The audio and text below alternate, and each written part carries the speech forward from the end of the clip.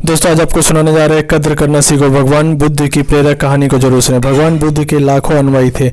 इन्हीं में से एक पिछले कई सालों से रोजाना उनके आश्रम में जाया करता था, उनके प्रवचन सुना करता था, ध्यान लगाया करता था और वापस चला जाता था। यह सिलसिला ऐसा ही चलता रहा, मगर एक दिन यह अनुयायी आश्रम नहीं आया और उसके बाद उसने आश्रम में जाना ही छोड़ दिया। बाकी कई लोग की तरह बुद्ध ने भी यह महसूस किया कि उसका नियमित आने वाला अनुयायी किसी वजह से अब आना बंद हो गया। इस बात को कई दिन बीत गए।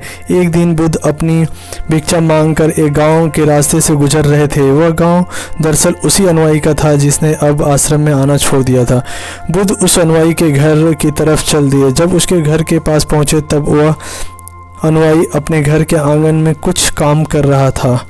बुद्ध को देखते ही वह उनके पास आया और उन्हें प्रणाम किया और उन्हें बैठने के लिए आंगन में के चबूतरे पर चटाई बिछा दी। बुद्ध चटाई पर आराम से बैठ गए और अनुयायी से बात करने लगे। बुद्ध ने पहले अपने अनुयायी के स्वास्थ्य के बारे में पूछा और फिर पूछा कि उसके परिवार में सब कुशल मंगल तो है ना। अनुयायी ने कहा कि सब कुछ ठीक है, कोई भी अस्वस्थ नहीं है। बुद्ध ने उससे आगे पूछा, अगर सब ठीक है तो तुम आश्रम में आना क्यों छोड़ दिया? तब अनुयायी ने थोड़ा सा शर्मिंदा होते हुए कहा, गुरुजी, मैं क्या करता, मेरे पास पहनने के लिए सिर्फ एक ही जोड़ी कपड़े हैं, वह भी अब जगह जगह फट चुके हैं, उसमें कई जगह छेद हो गए हैं। अब आप ही बताइए, ऐसे हालत में इतने सारे लोगों के सामने कैसे आता? बुद्ध ने उसकी तरफ ध्यान से देखा तो पाया कि उसकी बातों में पूरी सच्चाई है और उसके कपड़े की हालत खस्ता थी। बुद्ध ने मुस्कुराते हुए उस अनुयायी के कंधे पर हाथ रखा। सब ठीक हो जाएगा बोलकर उसे दिलासा दिया और वहाँ से चल गए।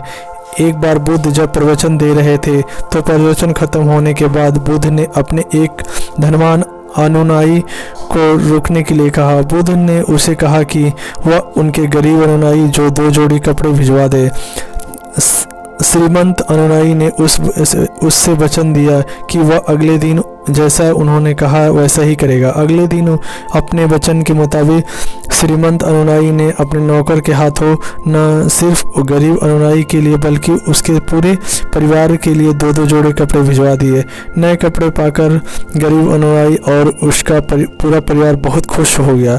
अगले दिन से बुद्ध ने देखा कि वह फिर अनुयायी फिर से आश्रम में आने लगा। बुद्ध ने उससे पूछा कि अब तुम्हें कोई परेशानी तो नहीं? अगर है तो बताओ। अनुयायी ने कहा, अब मुझे कोई तकलीफ नहीं है, बस कपड़े की थी जो आपने हल कर दी, अब मैं बहुत खुश हूँ। बुद्ध के अनुयायी से पूछा, अच्छा बताओ, तुमने अपने पुराने कपड़े का क्या किया? अनुयायी ने कहा, हमारे ओढ़ने के कपड़े ओढ़ने लायक नहीं बचे थे, इसलिए मैंने अपने पुराने कपड़े को उसकी जगह इस्तेमाल करना शुरू कर दिया।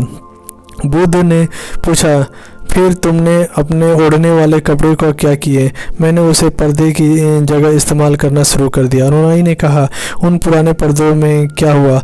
तो बुद्ध फिर से पूछा, मैं उन 4 टुकड़े करके चूल्हे से गर्म बर्तन उतारने के लिए इस्तेमाल करता हूँ।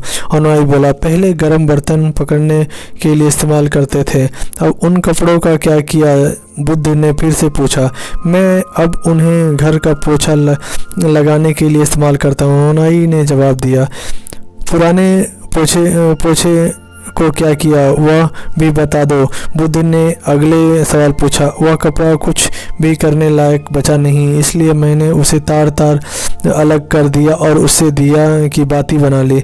इन्हीं बातियों में से एक बाती आज इस आश्रम में मैंने जलाई है, उसी से रोशनी उस हम में बैठे हैं। भगवान बुद्ध अनुयायी के जवाबों से बहुत खुश हुए और उन्हें इस बात का काफ़ी संतोष हुआ कि उसका अनुयायी किसी भी वस्तु की अच्छी तरह से इस्तेमाल करता है और हर वस्तु की कद्र करता है। दोस्तों, इस कहानी को उन लोगों के तक जरूर पहुंचाएं जो उन्हीं आसानी से मिलने वाली वस्तुओं की कद्र नहीं करते हैं और ज़रूरत से ज़्यादा लेते हैं, फिर बिना अच्छे से इस्तेमाल किए वेस्ट करते हैं या फेंक देते हैं।